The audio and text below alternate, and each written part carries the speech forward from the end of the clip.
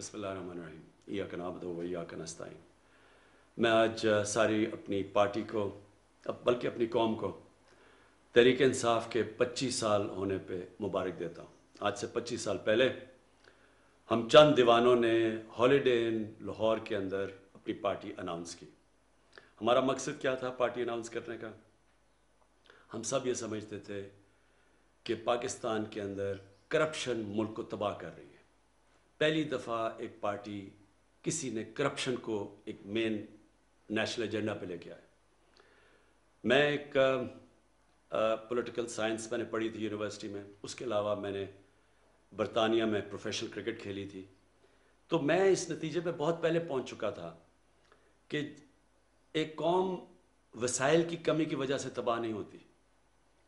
कौम के ऊपर आप बमबारी कर दें, उसको जंगे हो जाएं, उससे भी कौम निकल आ जाती है। लेकिन कौम करप्शन की वजह से तबाह हो जाती है। और वो क्यों होती है? वो इसलिए होती है। और करप्शन किसकी? दो किस्म की करप्शन। एक तो निचला सरकारी नौकर, पटवारी, थानेदार, एक तो ये करप्शन करते हैं, लोगों को तंग होते हैं इससे। लेकिन जो करप्शन कौमों को तबाह करती है वो जब मुल्क के हुक्मरान, प्राइम मिनिस्टर, वजीर जब वो करप्शन शुरू करते हैं, वो कौम मकरूज होकर तबाह हो जाती है। और ये सारी कहानी है, अगर आप जैसे तीसरी दुनिया कहते हैं, डेवलपिंग वर्ल्ड कहते हैं, आप एक एक मुल्क में चले जाएं तो वहाँ उनके हुक्मरान वही कर रहे हैं जो हमारे हुक्मरानों ने किया और तब कर रहे थे जब मैंने ये पार्टी बनाई। मुल्क का पैसा चोरी करके, मनी लॉन्ड्रिंग करके बाहर लेके जा रहे थे। तो तब मैंने फैसला किया अपने दोस्तों के साथ कि हम एक पार्टी बनाएंगे जिसका नाम हमने इंसाफ रखा, क्योंकि जब इंसाफ होता है तो करप्शन ख़त्म होती है। इंसाफ का मतलब कानून की बालादस्ती।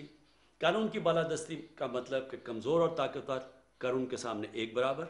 और उसका मतलब जो ताकतवर करप्ट लोग जो मुल्कों को तबाह करते हैं, जो सारी इस वक्त डेवलपिंग वर्ल्ड को तबाह कर रहे हैं, उनके ताकतवर करप्ट लोग, इनको कानून के नीचे लेके आए। ये थी हमारी आज से 25 साल पहले वजह मेरी तरह के आदमी को पॉलिटिक्स में आने के लिए, जिसको अल्लाह सब कुछ दे चुका था। बाकी पॉलिटिशियंस को तो पॉलिटिक्स से पहले कोई किसी को नहीं जानता था। मैं तो सब पाकिस्तान में उस वक्त बड़ा नाम था, कामयाब इंसान था, ज़रूरत नहीं थी पॉलिटिक्स की, अल्लाह ने दिया था सब कुछ मेरी ज़रूरियात के मुताबिक। वो स्ट्रगल चली हमारी 15 साल। 2 इलेक्शन बीच में आए। पहले इलेक्शन में 1 सीट भी नहीं, दूसरे इलेक्शन में 1 सीट। ये 15 साल एक बड़ी मुश्किल स्ट्रगल थी, जिसमें मेरे साथ कई लोग आए, कई चले गए, कई हार मान गए, कई जी हमारा घर में मजाक उड़ता है, हम और देर नहीं रह सकते। और ख़ास तौर पे जब दूसरा इलेक्शन आ रहा है 2002 में, तो चंद लोग रह गए। मैं अपने नौजवानों को बताना चाहता हूँ कि क्यों मैंने कभी हार नहीं मानी। 2 वजह थी। एक ये कि मैंने क्रिकेट की ग्राउंडों में एक चीज़ सीखी थी कि जो हार नहीं मानता और आखिरी गेंद तक लड़ता है, उसको हार भी हरा नहीं सकते।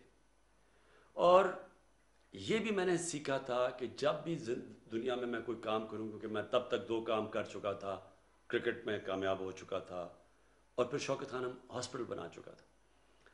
तो कामयाब इंसान तब होता है जब वो जो काम करने के लिए निकले, जो ख्वाब देखे, फिर किश्तियाँ जला के उसकी तरफ जाए, फिर कभी वापस ना जाए।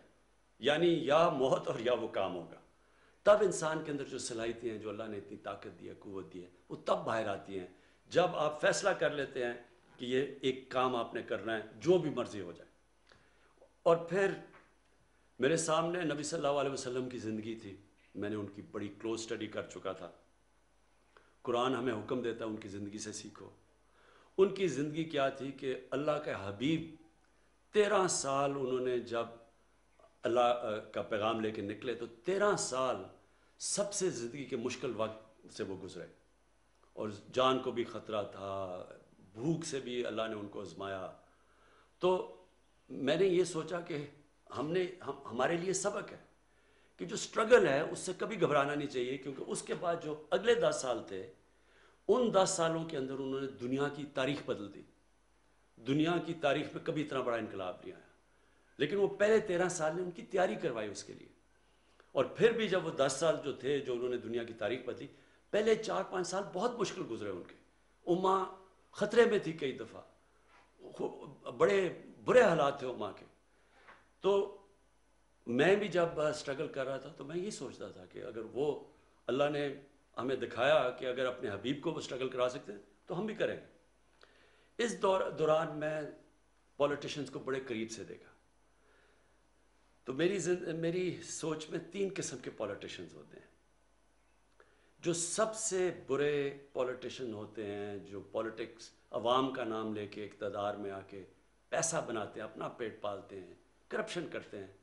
یہ ساری دنیا میں اس طرح کے پولیٹیشنز کو برا سمجھا جاتا ہے. اس کے بعد کئی ایسے پولیٹیشن ہوتے ہیں وہ سمجھتے ہیں کہ اقتدار میں آ کے ہم اپنا بھی فائدہ اٹھا لیں اور ہم لوگوں کا بھی فائدہ کروا دیں. ایسے بھی زیادہ تر ایسے بھی پولیٹیشن ہوتے ہیں. اور پھر وہ جو بہت کم ہوتے ہیں جو پولیٹکس کو عبادت سمجھتے ہیں.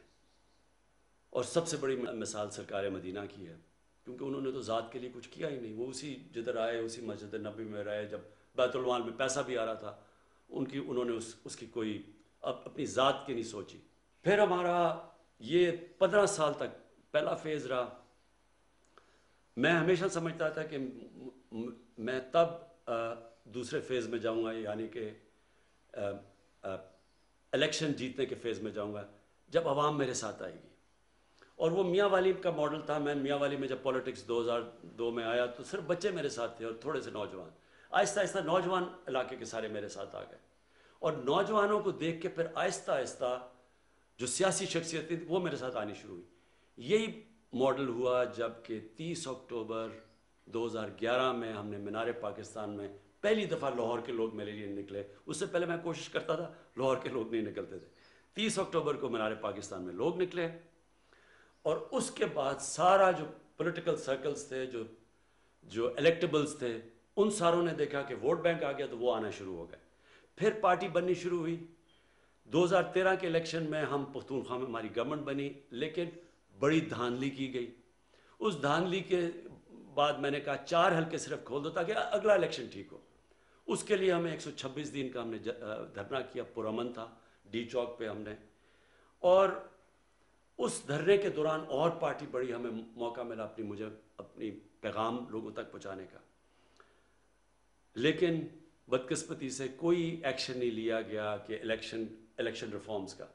میں آج آپ کو کہنا چاہتا ہوں، اپنی قوم کو، کہ انشاءاللہ جو اب ہم الیکشن جو نئی چیزیں ٹیکنالوجی کا استعمال کر رہے ہیں، الیکٹرانک ووٹنگ مشینز کو اب لے کے آ رہے ہیں جو ہم نے آزما لی ہیں، دنیا میں ٹیسٹڈ ہیں.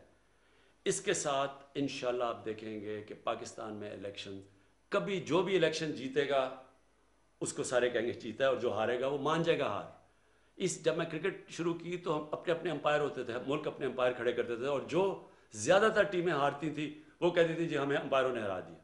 میں نے کیمپین کی نیوٹرل امپائرز کی، اور آج نیوٹرل امپائرز کی وجہ سے اور ٹیکنالوجی کی وجہ سے جو جیتتا ہے وہ سارے تسلیم کرتے ہیں وہ جیتا ہے، اور جو ہارتا ہے وہ مانتا ہے. انشاءاللہ یہی پاکستان میں ٹیکنالوجی کی وجہ سے اب اگلا یہ سسٹم ہم لے کے آ رہے ہیں. اس کے بعد 2018 میں ہماری پارٹی جیت جاتی ہے.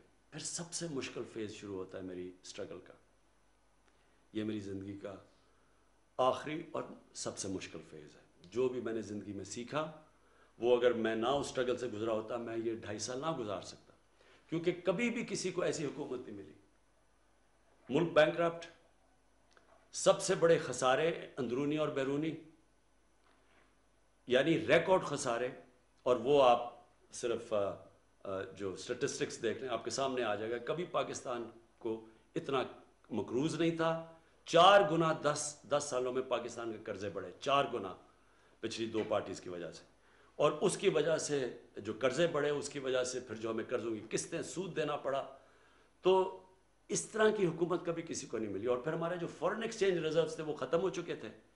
اور سب سے بڑا جو کرنٹ اکاؤنٹ جو ڈیفیسٹ سب سے بڑا پاکستانی تاریخ کا $20 ارب.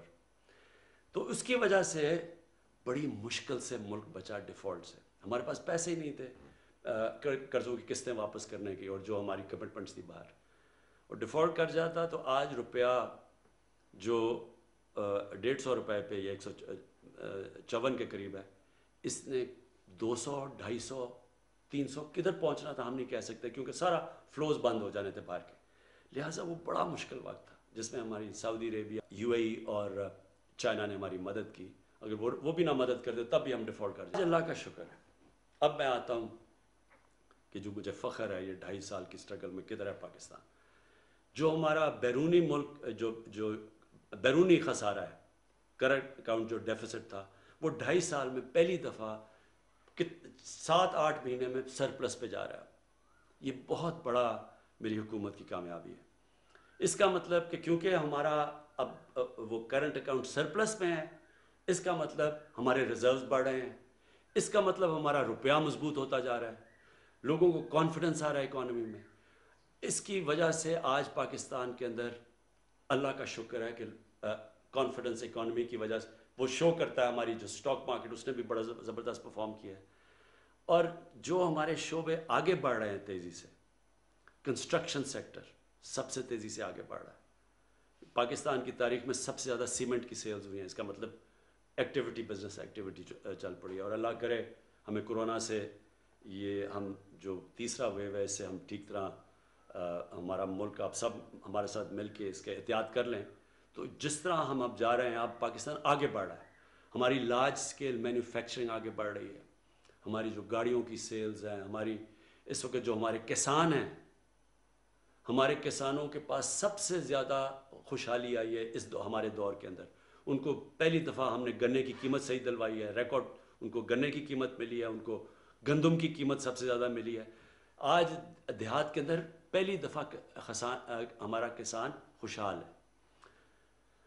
لیکن آگے ہم نے کیا کرنا ہے؟ آگے اب ہم نے، کیونکہ یہ قرضوں کا بوجھ پڑا ہوا ہے، ملک نے نکلنا کیسے ہے؟ ملک نے نکلنا ہے ویلتھ کریشن سے، دولت کے اندر اضافہ کرنا ہے. وہ کیسے کرنا ہے؟ سب سے پہلے ہم 2 شہر نئے بنا رہے ہیں. ایک لاہور کے اندر، اور ابھی کوشش کر رہے ہیں سندھ گورنمنٹ کے ساتھ ملیں، ایک بنڈل آئلینڈ. اور پھر ایک لاہور کے اندر ہی ایک سینٹرل بزنس ڈسٹرکٹ بنا رہے ہیں. اس سب سے گورنمنٹ پیسہ خرچ کیے بغیر، private sector, public private partnership سے دولت میں اضافہ ہوگا. اربوں اربوں روپے کا اضافہ ہوگا، جس سے کنسٹرکشن انڈسٹری بھی اٹھے گی، جس سے لوگوں کو روزگار ملے گا. اور اس کے علاوہ ہم انڈسٹری کو خاص انسینٹیوز دے رہے ہیں، اسمال اور میڈیم انڈسٹری کو انسینٹیوز دے رہے ہیں تاکہ، اور یہ 50 سال کے بعد وہ انسینٹیوز دے رہے ہیں اپنی انڈسٹری کو، تاکہ ہماری انڈسٹری اٹھے، دولت میں اضافہ ہو. پھر ہم اپنے ایگریکلچر سیکٹر کے اندر، اپنے کسانوں کے اندر، کل میں انشاءاللہ کسان کارڈ لانچ کر رہا ہوں کہ کیسے اب ہم نے اپنے کسانوں کو اٹھانا ہے، ان کی پروڈکٹیوٹی انکریز کرنی ہے. اور انشاءاللہ پورا آپ کے سامنے ایک ایگریکلچر میں، تاکہ ادھر بھی دولت میں اضافہ ہو، تاکہ ملک آگے بڑھے. پھر ٹورزم کے اندر اگر ہم صرف ٹورزم کو ہم صحیح طرح لگا دیں، اتنا پاکستان میں پوٹینشل ہے، اس سے ہی ہم اپنے قرضے واپس کر دیں گے. پھر ہمارا بلین ٹری سونامی ہے، 10 بلین ٹری سونامی. یہ آگے آنے والی نسلوں کے لیے بالکل ملک میں جو موسم کی تبدیلی سے ہمیں خطرہ ہے، وہ ایک پورے ملک پہلی دفعہ ایک ملک ماحولیات کے اوپر زور لگا رہا ہے. اور 2 بڑی ڈیمز بنا رہے ہیں. 50 سال کے بعد پاکستان میں بڑی ڈیمز بننی شروع ہو گئی ہیں. ان سے پانی سٹور ہوگا، اس کا مطلب کہ ہمارے پاس زیادہ پانی ہوگا کسانوں کے لیے. جو اصل آخر میں آپ کہنا چاہتا ہوں، مدینہ کی ریاست کے اندر نبی صلی اللہ علیہ وسلم نے 3 چیزیں کی تھی. ایک انہوں نے اپنے کیریکٹر سے ایک ساری قوم کی اخلاقیات اٹھا دی تھی. دوسرا، انہوں نے قانون کی بالادستی قائم کی تھی. انہوں نے کہا تھا کہ ایک بڑی قومیں تمہارے سے پہلے تباہ ہوئیں، جدھر طاقتور اور کمزور کے لیے، جو میں نے شروع میں بات کی تھی، جدھر طاقتور کے لیے ایک قانون اور کمزور کے لیے وہ قوم تباہ ہو جاتی ہے، یعنی جدھر قانون کی بالادستی نہیں ہوتی. اور انہوں نے کہا میری بیٹی بھی اگر جرم کرے گی اس کو سزا ملے گی. اور پھر تیسری چیز انہوں نے فلاحی ریاست بنائی تھی کہ سب سے پہلے ایک ریاست نے اپنے کمزور طبقے کی ذمہ داری لی تھی. آج ہم نے فلاحی ریاست کے لیے وہ کام کیا جو کبھی کسی پاکستان کی حکومت نے نہیں کیا. سب سے پہلے جو مجھے فخر ہے، اپنے 2 صوبوں کے اندر ہم ہیلتھ کارڈ لے کے آئے، ہیلتھ انشورنس. ہر غریب آدمی کے پاس پنجاب میں سال کے اینڈ تک، پختونخوا نے ابھی ہر فیملی کے لیے ایک ہیلتھ انشورنس آ گئی ہے. کسی بھی گورنمنٹ ہاسپٹل میں اپنا علاج کروا سکتے ہیں. یہ انشاءاللہ ایک پورا ہیلتھ سسٹم ہے، کیونکہ اب پرائیویٹ سیکٹر آئے گا ہیلتھ میں. چھوٹے چھوٹے شہروں میں ہاسپٹل بنائیں گے وہ، کیونکہ ہیلتھ کارڈ کی وجہ سے کوئی بھی ان ہسپتالوں میں جا سکتا ہے. اور پھر آپس میں مقابلہ ہوگا. اگر کوئی ہاسپٹل صحیح علاج نہیں کر رہا تو وہ ادھر ہیلتھ کارڈ ادھر استعمال کریں گے جدھر اچھا علاج ہو رہا ہے. تو اس سے پورا سسٹم انشاءاللہ بدل جائے گا. ہم نے پناہ گاہ بنائی جس کا مجھے بڑا فخر ہے کہ اور یہ انشاءاللہ ہر جگہ جدھر مزدور جاتے ہیں ادھر ہم بنائیں گے تاکہ وہ رات گزار سکیں, ان کے پیسے بچے, وہ سارے اپنے بیوی بچوں کو پیسے بھیجیں, ان کو مفت کھانا ملے, رہنا ملے. یہ ہم نے شروع کیا ہے.